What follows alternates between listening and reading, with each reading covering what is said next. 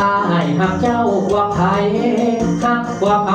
หนึ่งในนั้นเดียวอายหักน้องไม้ปองคองเกี่ยวหักอายคนเดียวได้บ่นอคนงามความงามเจ้าสวยวิไลคนสนใจเจ้าหลายมากมายผู้บ่าวมาห้องหลายคนหน้ามนจงตัดสินใจขอนางอย่าเฝ้าใจง่ายอย่าเก็บใจให้หลายสายละออสาวนางลาโอ้ยนางลาสายเดียวได้บอกได้บอกโอ้ยได้บอกเจ้าหลายใจก่อนน้องก่อนน้องหมายมันแม่นผู้เดียวยาโลเดียวเป็นเกี่ยวลายคุ้มหักสาย ทุกจังหวะหมดเลย เสียงเซฟมันไปก่อนเลย มันจะมิดเนี่ยว่ามันวักมันตัว หยับภายในเด้อ ยับไป ให้หลายสายละออเสียงเซฟไปก่อนสาวนางลาขึ้นด้วยนางลาสายเดียวได้บ่ได้บ่โอ้ได้บ่เศร้าหลายใจก่อนน้องก่อนน้องหมายมันแม่นผู้เดียวยาโลเดียวเป็นกิจ เศร้าหลายใจเศร้าหลายใจเกิดน้องก่อนเศร้าหลายใจเศร้าหลายละมันบ่ทัน น้องหมายมันแม่นผู้เดียวยาโลเดียวยาโลเดียว ก็ได้ ยาโลเดียวห้องน้ำอาจารย์โนวีแฮงเสียงอันสายเสบาบ่ได้ยินว่านั่นห้องโป๊ผิดถึงว่าตลอด ก็อาจารย์โศกใส่คือกัน ยาโลเดียวเป็นเกี่ยวลายคมมักผู้ชายคนเดียวยิงหนึ่งยิงในล้านยิงหนึ่งยิงในล้าน ก็คือเป็นข้อหมายย่อข้อหมายย่อ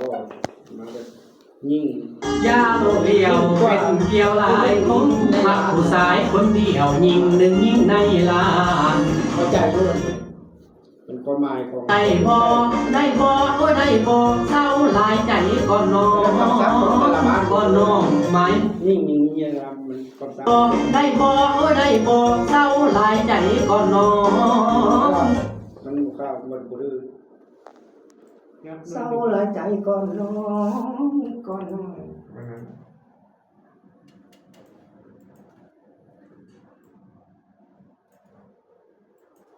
ก่อนน้องหมายมันแม่นผู้เดียวอยาก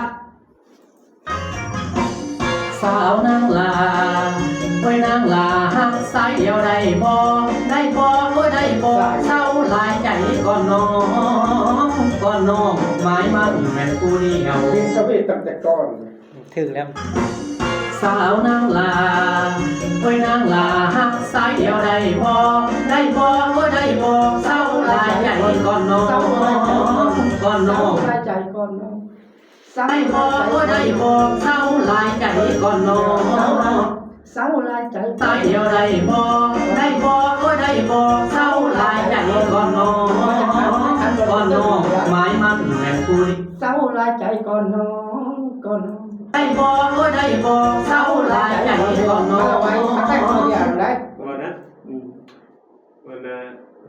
หมอลา ละ น้อง เศร้าหลายใจก่อนน้องก่อนน้อง พยายามหายน้อยนึง นิดหน่อยเดียวนิดหน่อยเดียวนิดหน่อยเดียว ก่อนน้องหมายมันแม่นผู้เดียว เด็ดนะ เอาเนี่ยเดี๋ยวยับมาแล้ว ปิดน้อยหนึ่ง ลูกซักเป็นงานนักเ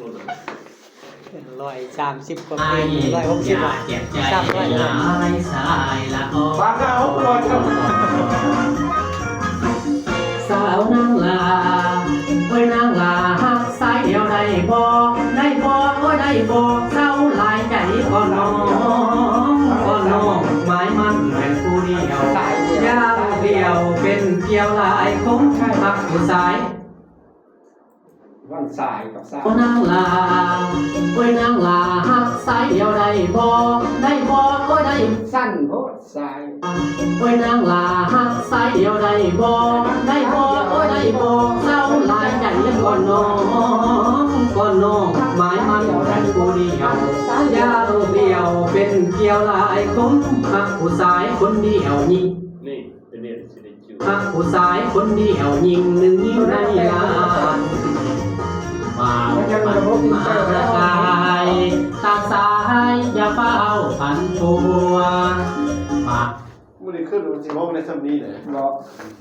อย่าดอกกันเอาตัวนั้นกับ ลาบนี่น่ะคันบักโซกมิก3 ชั่วโมงมิกเพลงมีแต่ชั่วโมงเดียวไอ้นี่มิก3 ชั่วโมง ลำพูไทย อันนี้มันถือว่าโน่งน้อยนะได้นี่ บอก จังหวะมันห้องบ่ถึกจังหวะมันก็เราสิมิกอย่างนั้น ตึงเชียวว่ากับพูดแล้ว ตึง เอาเป็นผู้หัวตาหัวเจ้าอย่าสิเลี้ยวความงามจงให้อายคนเดียว เป็นใจมากด้านนี้ หักไว้ รับ ใน ใน แม่ แม่ ใจนุ่มเหนียวหักอายคนเดียวให้พวนอนนางนอน เพลงแบบไหน ขอเป็นอายคนลายใหญ่ได้บ่ได้บ่ได้บ่สิขอนางจอจอจอจอน้ำนอกหันแต่นางเก้าสี่ห้างหรือว่า10สี่ห้างให้ห้างให้ส่วนของคนเฮาอย่าได้มีหน้าผมอายน้ำใจร้อนที่กดหักใครกดหักซ้ายผู้หายผู้หายไม้มันแม่นผู้เดียว เจ้าบ่เดียวสิให้แม่มาสิยกขันส่งมาพ่อแม่นางเอ้ยบ่รอซาเอ้ย อย่าสิคักกว่าเสียงคำสุย เสียงน่ะเสียงดีจะบอก แต่เนอะ ลูกเอื้อนก็มีแต่มันโน่ง โน่ เด้อลูกศิษย์มีผู้หนึงเขาเป็นศิลปากรแห่งชาติ หรอก คนชนเผ่าคนเชียงกองคือกันนี่แหละ คือกัน นาลีนาลีนาลีน้องนาลีนาลีโอ้ย ปากยากเล มัน ย จะเฮาบ้านเฮามันจะบ่ขึ้นอันคืออันไทยอันนั้นเด้ไทยอันจำปาสักแต่จำปาสักมันจะดอรอนั่นน่ะดออันนี้มันจะรอนี่บ่ถึกอีก เดียวจักรยานเดียวเป็นเกี่ยวลายของพักผู้ชายคนนี้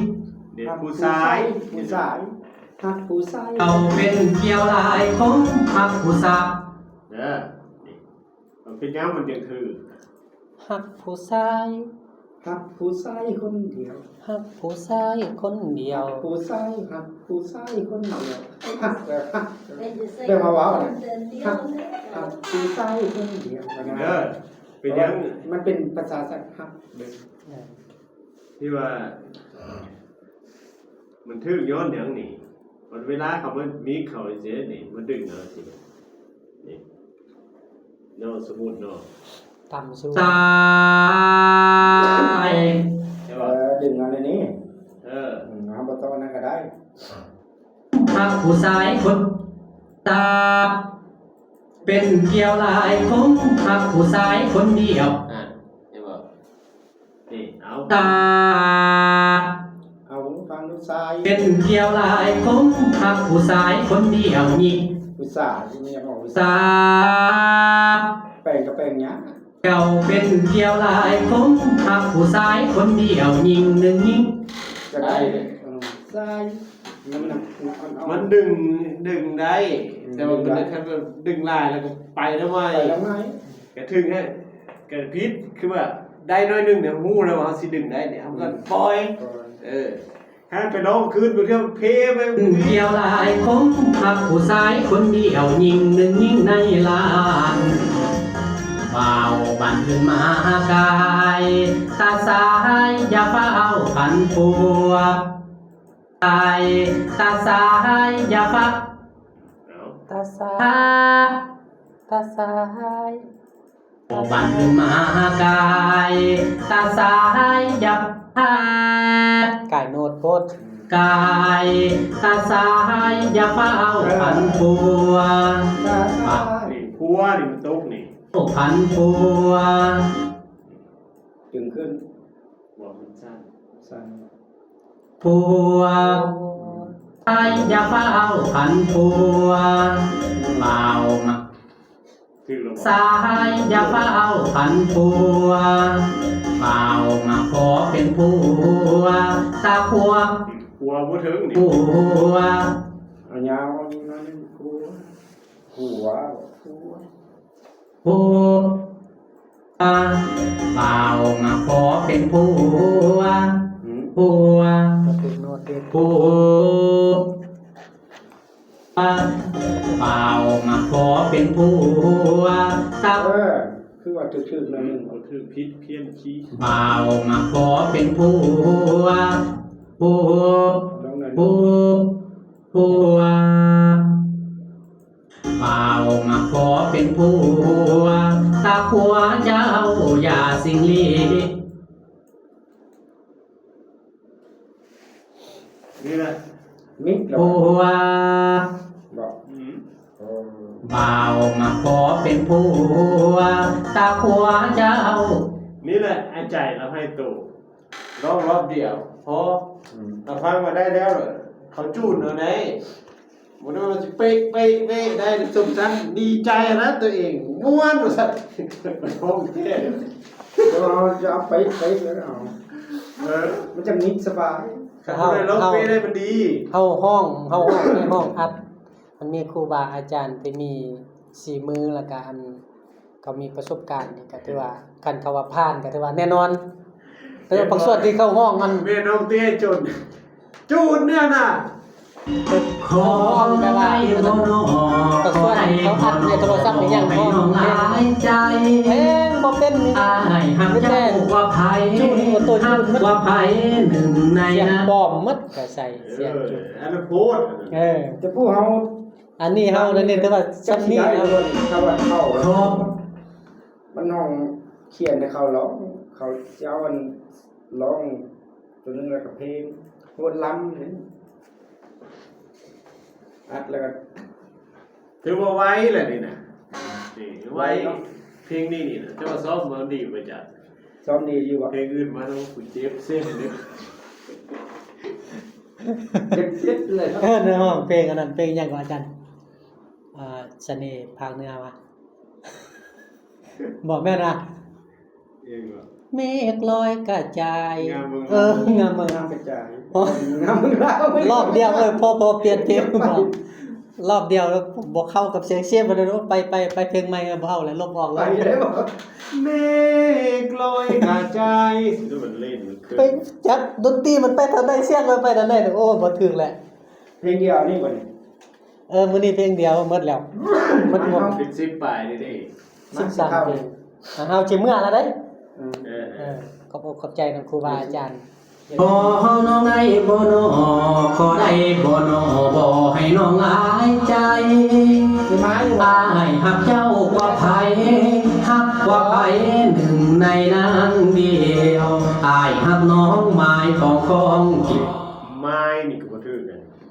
ถ้าเพิ่นบ่เรียกเชิญก็บ่ได้มาแต่มีหยังล่ะก็มา สิเบิ่งเพลงให้นะ เด้อ สิเบิ่งให้มันมีอยู่ 2-3เพลง ส่งเนื้อส่งอันนั้น เบิ่งก่อน ถนัดอยู่ สอบเนื้อมันได้อยู่แต่เวลาอัดกับซ้ำฮู้นำกันนี่แหละเพลงหนึงจักชั่วโมง เขียนไว้อยู่มันเท่ากับ10เอา2เพลงได้3เพลง